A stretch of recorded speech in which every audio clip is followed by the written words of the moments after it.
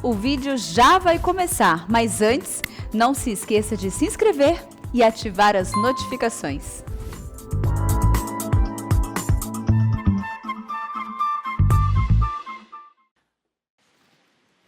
Bom dia, meus irmãos. Vamos abrir a palavra de Deus no precioso Evangelho de João, capítulo 15, versículo 16.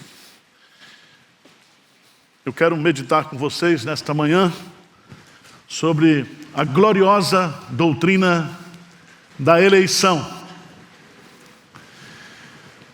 Nós estamos comemorando hoje os 504 anos da Reforma, e o movimento da Reforma não descobriu e não inventou nada de novo, simplesmente fez com que a igreja retornasse às Escrituras Sagradas. E a doutrina da eleição, ela existe antes da Reforma. Não foi Calvino que inventou a doutrina da eleição. O Malafaia diz que a doutrina da eleição é uma doutrina do diabo. Ele não leu esse trecho da Bíblia, não. Porque, veja quem é que diz aí. João, capítulo 15, versículo 16. O que é que diz? Não foste vós que me escolhestes a mim. Pelo contrário, eu vos escolhi a vós outros, e vos designei para que vades e deis fruto, e o vosso fruto permaneça, a fim de que tudo quanto pedirdes ao Pai, em meu nome, Ele vos-lo conceda. A primeira verdade que nós temos nesse versículo, e esse versículo registra a fala de Jesus, é Jesus que está dizendo. Se é Jesus que está dizendo, ela não pode ser demoníaca, essa doutrina, tem que ser bíblica, divina, gloriosa. E ele diz: não fostes vós que me escolhestes a mim, mas eu vos escolhi a vós outros. Eu não sou crente, eu não sou cristão, eu não sou filho de Deus, porque eu escolhi Deus. Foi Ele que me escolheu, por isso que eu sou. Amém? Veja lá em Atos dos Apóstolos, capítulo 13, versículo 48. Atos 13, versículo 48.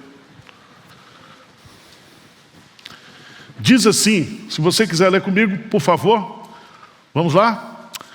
Os gentios, ouvindo isso, regozijavam-se e glorificavam a palavra do Senhor, e creram todos os que haviam sido destinados para a vida eterna.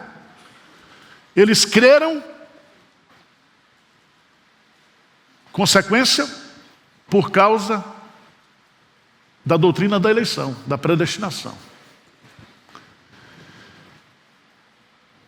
Essa doutrina, ela é a mãe de todas as doutrinas da Bíblia. Se não existisse a doutrina da eleição, não existiria a doutrina da expiação, da justificação pela fé, da santificação, da glorificação. Não haveria a doutrina da segunda vinda. Mas eu queria chamar para alguns detalhes que essa doutrina traz para mim e para você, de conforto, de consolo. Não fostes vós que me escolhestes a mim, pelo contrário, eu vos escolhi a vós outros. E aqui a gente poderia fazer várias perguntas para Jesus. E a primeira pergunta era: quando foi que o Senhor nos escolheu? E Paulo vai dizer lá em Efésios capítulo 1, que Ele nos escolheu antes da fundação do mundo. A gente poderia perguntar para Jesus: por que que o Senhor me escolheu? Porque o Senhor viu em mim alguma coisa boa? Não. Pelo contrário, Jesus responderia: eu vos escolhi e vos predestinei para que vocês sejam santos, inculpáveis perante Deus. Eu escolhi vocês porque eu tenho um plano, um projeto de santificação, que começa com a fé, com a regeneração e vai até a glorificação. Eu não escolhi vocês por méritos de vocês. A minha eleição foi incondicional. Mas a pergunta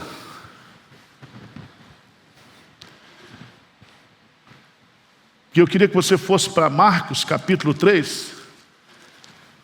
Marcos capítulo 3. E você poderia perguntar para Jesus: mas quando o Senhor nos escolheu? Por que o Senhor nos escolheu? Quais foram os critérios da escolha do Senhor? Versículo 13 de Marcos 3. Versículo 13, vamos ler juntos? O que é que diz aí? Depois subiu ao monte e chamou os que ele mesmo quis. Repete aí. Os que ele mesmo quis. O que é isso? Vontade soberana de Deus. Ele escolheu quem ele quis escolher. Por isso que Paulo diz que o vaso não pode dizer para o oleiro: por que me fizeste assim?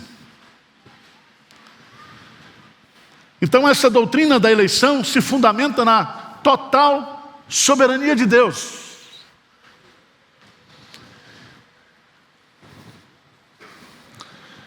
Mas vamos voltar para o texto. Se você observar,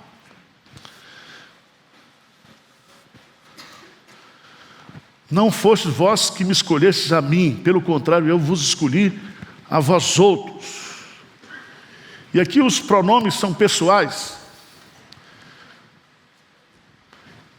E nós vamos entender que essa escolha de Jesus é uma escolha nominal, pessoal.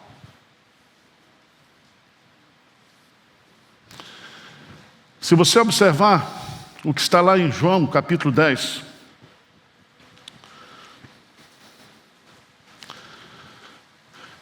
no versículo 14, depois de fazer sair todas as que lhe pertencem, vem adiante delas, e elas o seguem porque lhe reconhecem a voz.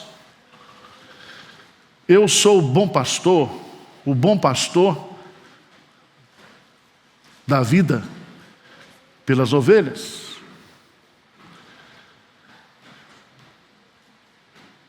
As ovelhas, elas não seguem a voz do estranho. Elas ouvem a voz de Jesus. E Jesus chama cada ovelha pelo seu nome. Significa que lá no livro da vida, seu nome está escrito lá. César Elbert.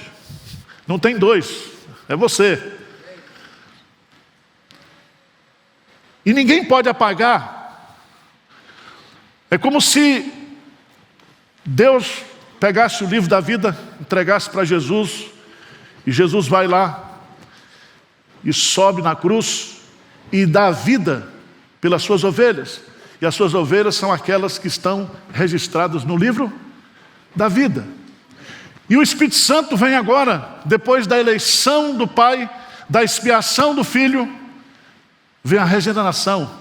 O Espírito Santo converte, chama, opera o novo nascimento.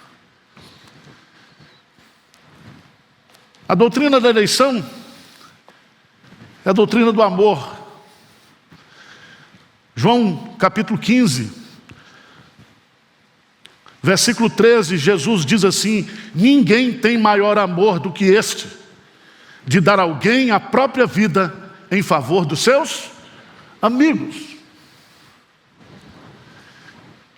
Então, eu queria que nesta manhã você adorasse a Deus, você glorificasse a Deus, porque você foi escolhido por Deus para ser dele, exclusivamente dele.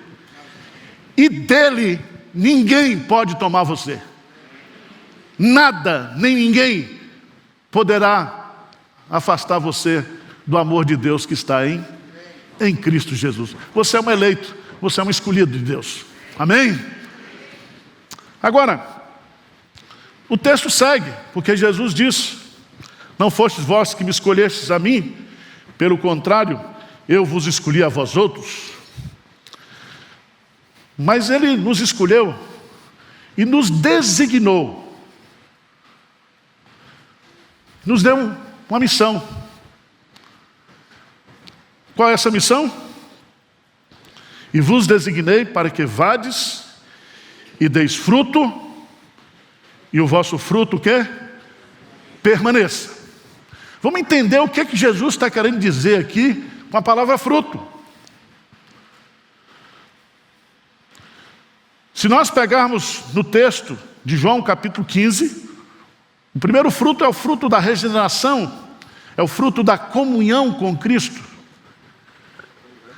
Ou seja, eu vos designei para que vocês deem fruto, ou seja, para que vocês permaneçam em mim, e para que essa comunhão espiritual ela cresça, ela se aprofunde, ela amadureça. Então, fruto aqui significa comunhão, em primeiro lugar. Mas fruto também, se você for para Gálatas capítulo 5, fala que fruto também significa caráter. Fala do fruto do Espírito, fala da luta da carne que milita contra o Espírito, as obras da carne, mas o fruto é do Espírito. Significa que eu e você fomos designados para que o Espírito Santo produza em nós o caráter de Cristo, o fruto do Espírito. Significa que o projeto de Deus, Ele nos escolheu para sermos conformados à imagem de Jesus. Entenda o que Paulo vai dizer, por favor, lá em Romanos capítulo 8. Romanos capítulo 8. Por favor, dá uma olhadinha lá.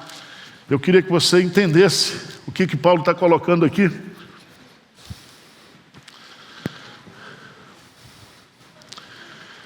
Versículo 28 diz assim: sabemos que todas as coisas cooperam para o bem daqueles que amam a Deus, daqueles que são chamados segundo o seu propósito. Aqueles que Deus predestinou, Deus chamou. Agora, que propósito é esse? Lê comigo o versículo 29. O que é que diz?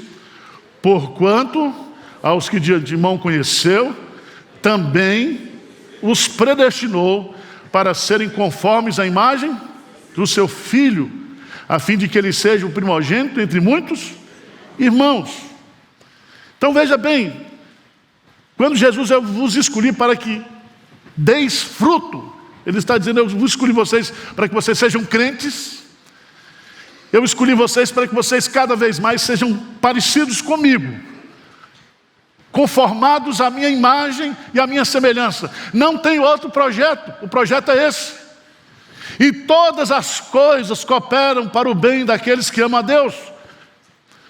Tudo que acontece na minha vida, na sua vida, tem uma única finalidade: é cumprir esse propósito da eleição, nos conformar à imagem do seu Filho. Amém? Você quer projeto mais grandioso do que esse?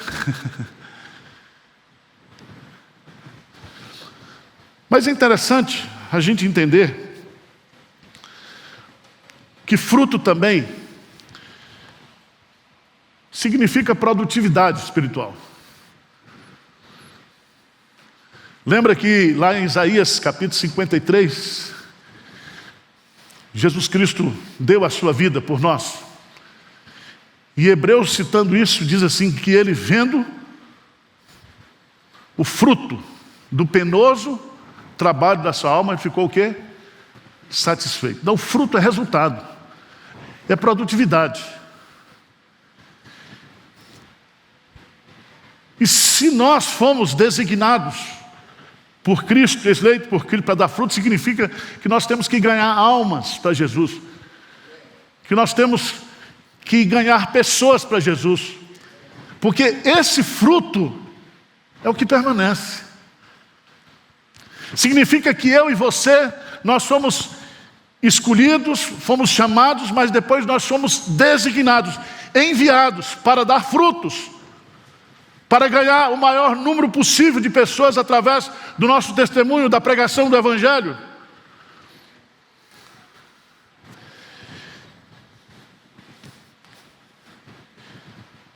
Veja no versículo 8 de João 15, por favor. O que é que diz aí? Nisto é glorificado meu Pai, em que deis o quê? Muito? Pouco? Mais ou menos? Muito. Muitos frutos. E quando a gente der muitos frutos, diz assim, assim vos tornareis o quê, meus discípulos. Presta atenção, Jesus pagou o preço da redenção. Nós temos que pagar o preço da proclamação da redenção. A fé vem pelo ouvir e ouvir a palavra de Deus. Você não foi escolhido para ficar sentado. Você não foi escolhido para ficar dentro de uma redoma. Você não foi escolhido para ficar no mosteiro. Você não foi escolhido por Deus para viver a vida cristã do jeito que você quer. Pelo contrário, eu vos designei para que vades e deis fruto. E o vosso fruto o quê? Permaneça. Qual é o fruto que permanece, irmãos? É aquilo que vai para a eternidade. E só há duas coisas eternas no cristianismo: a palavra de Deus e as pessoas. Tudo passa, tudo passará, mas as pessoas permanecem, e a palavra de Deus é eterna. Passarão os céus e a terra, mas a palavra de Deus permanece para sempre, para sempre.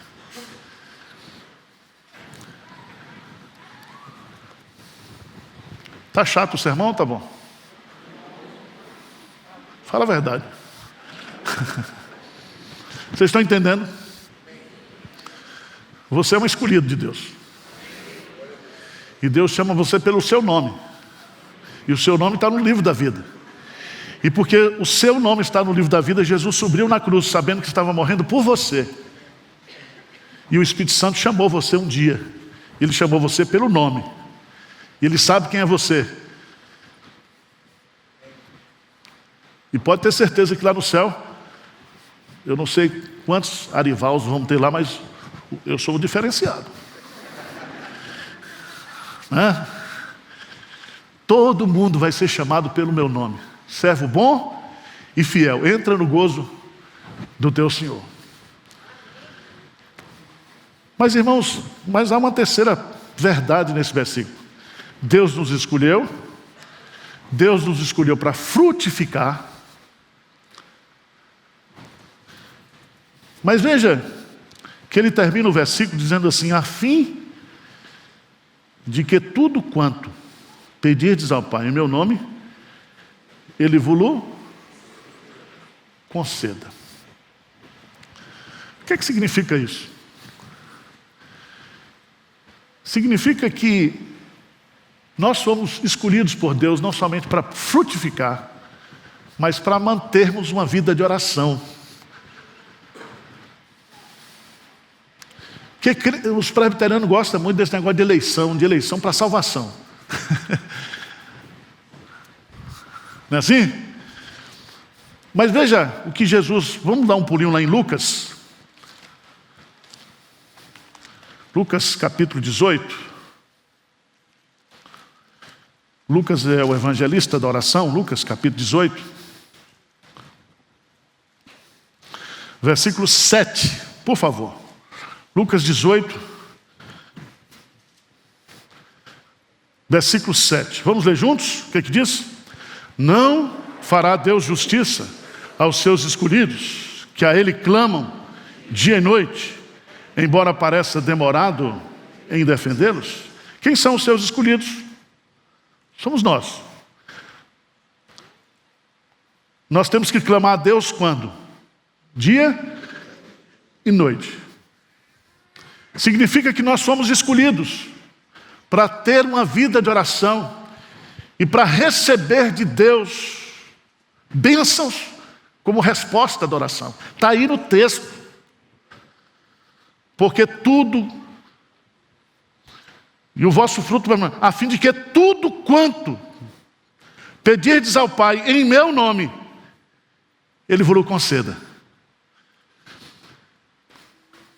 Nós estamos comemorando a reforma, e a gente fala muito sobre esses 5 solas aí, foram repetidamente falados, né? Tem o 6º sola, que é o sola de sapato, que a pessoa tem que andar também, que ninguém fala, né? Mas Jesus Cristo diz: olha, eu escolhi você para que você dê fruto, mas para que você também tenha uma vida de oração com o Pai, um relacionamento com o Pai, e que através desse relacionamento, tudo que você precisar, necessitar, você vai pedir ao Pai, e Ele vai dar por causa do meu nome, por causa do que eu fiz por você, por causa da minha justiça.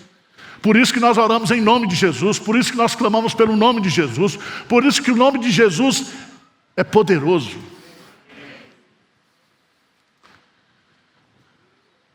Irmãos, fomos escolhidos para a salvação, somos escolhidos para sermos conformados à imagem de Jesus Cristo, somos escolhidos para ganhar almas para Jesus, somos escolhidos para clamar a Jesus, a Deus, dia e noite, em nome de Jesus. Somos eleitos para a oração. Para a oração. Nós temos aí, no curso de discipulado, você poderia pegar, se você não fez, uma série de estudos dizendo eleitos ou escolhidos para a oração. Por isso que quando eu e você, nós não oramos, nós pecamos. Quando nós deixamos de orar, nós cometemos a omissão da oração.